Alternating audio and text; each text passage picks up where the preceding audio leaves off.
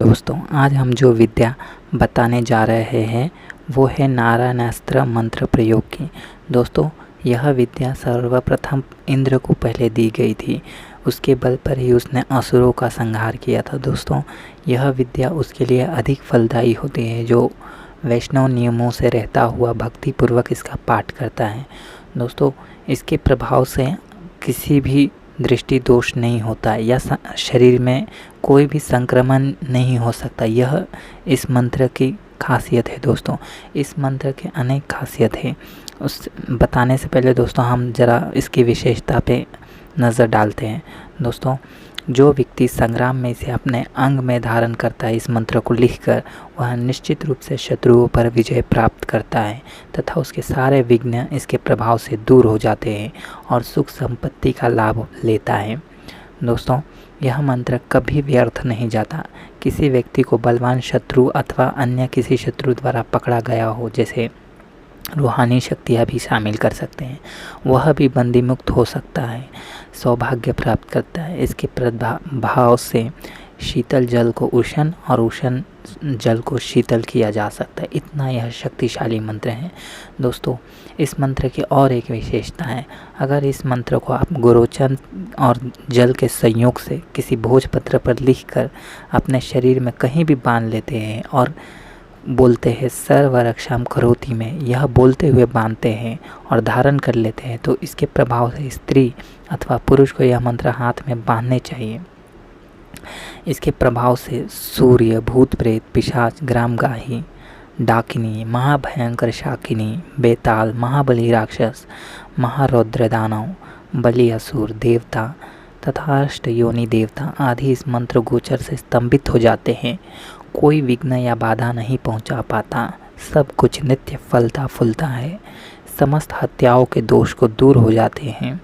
दूसरों के द्वारा किए गए मांत्रिक प्रयोग निष्फल हो जाते हैं तथा शरीर के सभी रोग नष्ट हो जाते हैं। इस मंत्र प्रयोग द्वारा उच्चाटन के लिए अपहरण, मारन, संध्या, शांति कर्म में आधी रात का समय उपयुक्त होता है। यह सभी इच्छाकुल फलों को देने वाला है। जो मनुष्य तीनों कालों में इस मंत्र का जप करता है उसे सर्वत्र विजय प्राप्त होती है। चलिए दोस्तों, अब हम मंत्र जानते हैं।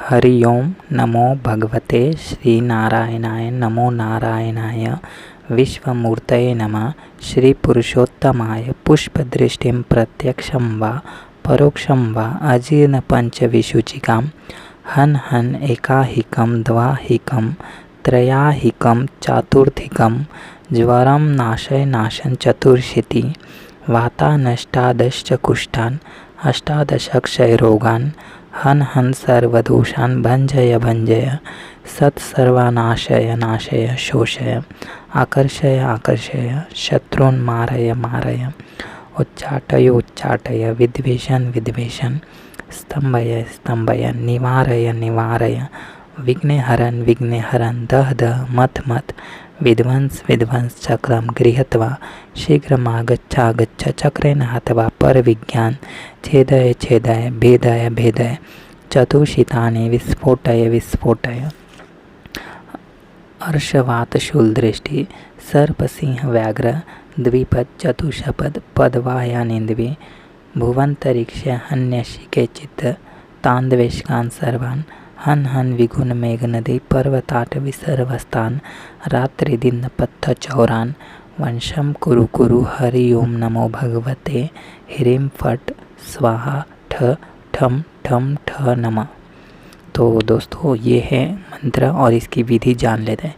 दोस्तों, इसकी विधि आप भक्ति भाव से कर सकते हैं और भक्ति भाव में जैसे कोई नियम लागू नहीं होते, इसी प्रकार इसमें कोई नियम लागू नहीं होता, परंतु अगर कोई आप विशेष कार्य के लिए करते हैं तो नियम लागू होता है। जैसे दोस्तों, अगर इस मंत्र से आप किसी का मारण करते हैं तो आपको रात्रि का समय उपयुक्त चॉइस करना चाहिए।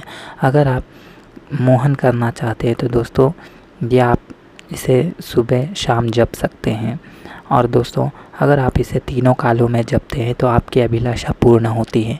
इसमें आप सर्वप्रथम नहाकर कोई भी पूजा स्थल पर बैठकर जप कर सकते हैं या काम करते जप कर सकते हैं। इस मंत्र में सबसे बड़ी खासियत है कि इसे आप भक्ति भाव से जपना है, ना कि सकाम होकर दोस्तों।